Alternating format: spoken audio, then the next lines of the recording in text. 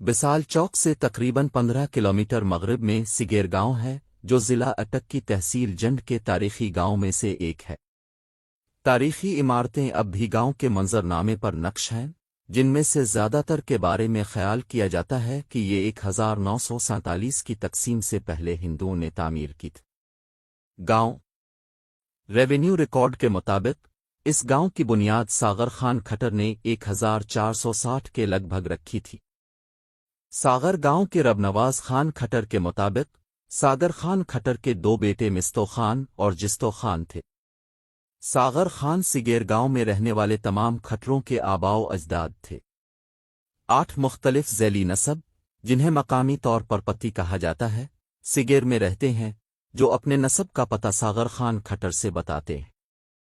सुगरा में खट्टर कबीले के 8 ज़ैली सिलसिले आपत्ति में सरवर खान उर्फ मिलकल, सरदार खानी, अहमद मिसराल, अहमद हमतुल, खनल, खैरदे खान, नूर खानी और करमा रोशन शामिल हैं। बाद में दीगर मुस्लिम कबाइल भी गांव में आबाद हो गए। गांव में तकरीबन 18 मसाजिद हैं। गांव की सबसे कदीम मस्जिद हूद वाली मस्जिद के नाम से जानी जाती है, जो गालिबन सागर खान खट्टर के जरिया गांव की बुनियाद रखने के फौरन बाद तामीर की गई थी। बाबा हसू खान की मस्जिद सिगेर गांव की दूसरी कदीम तरीन मस्जिद है। दोनों मसाजिद को अंदर से पेंट किया गया था और दोनों को लकड़ी के दरवाज़ों और छतों के लिए भी मशहूर किया गया था, जो कि मकामी लकड़ी के नक्काशों ने बनाए थे। मज़ीद ये कि मकामी मिस्त्रियों ने मसाजिद को तामीर किया।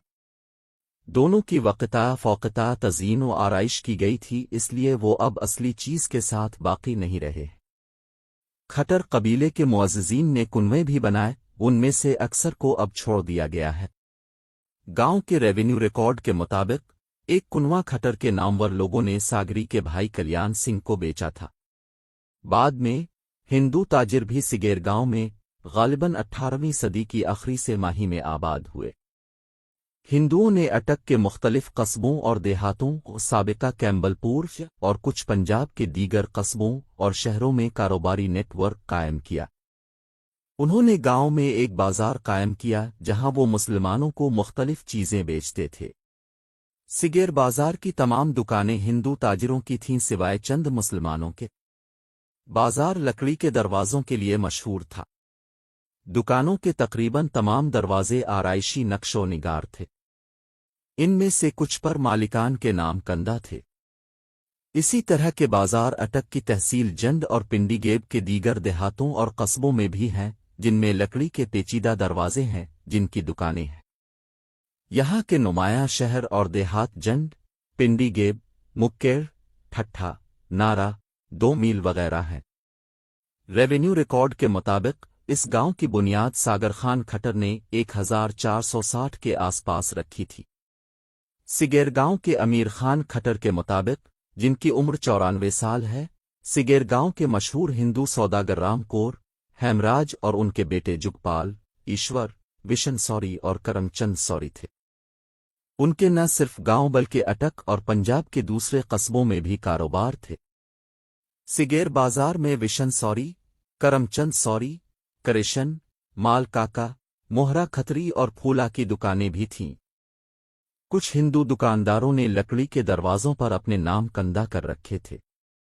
उस वक्त सिगेर बाजार में दुकान के सिर्फ एक दरवाजे पर सीताराम का नाम मिलता है। हिंदुओं की मुसल्लत हवेलियां भी बाजार के इलाके में वाक़े थीं।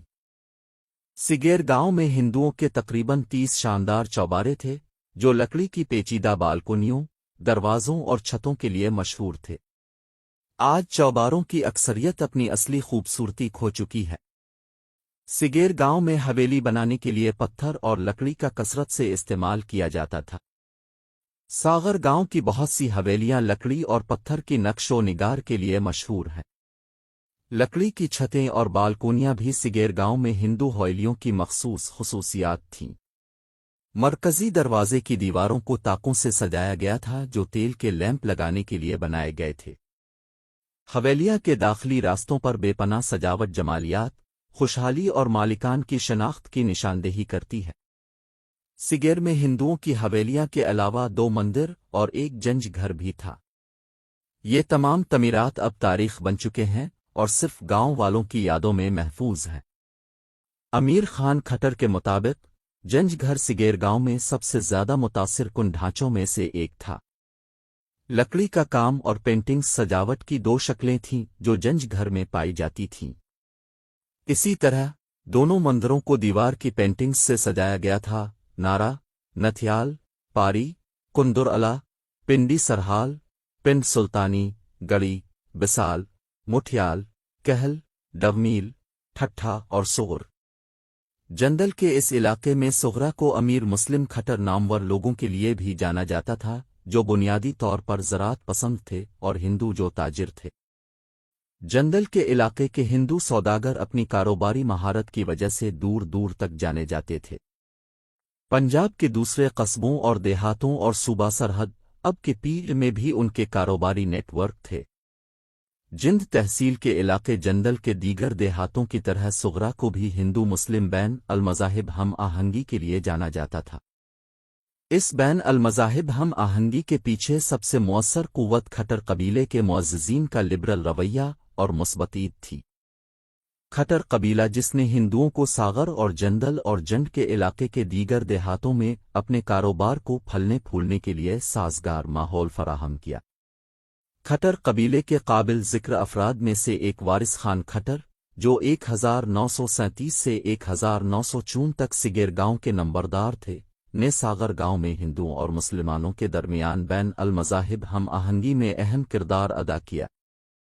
عامر خان کے مطابق ساغر کے ہندوؤں اور مسلمانوں کے درمیان تقسیم سے پہلے کی ساغر کی تاریخ میں ایک بھی ناخوشگوار واقعہ پیش نہیں آیا۔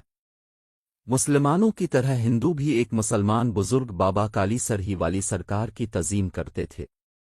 ہندو ہر روز ایک مسلمان صوفی کو خراج عقیدت پیش کرنے آتے تھے۔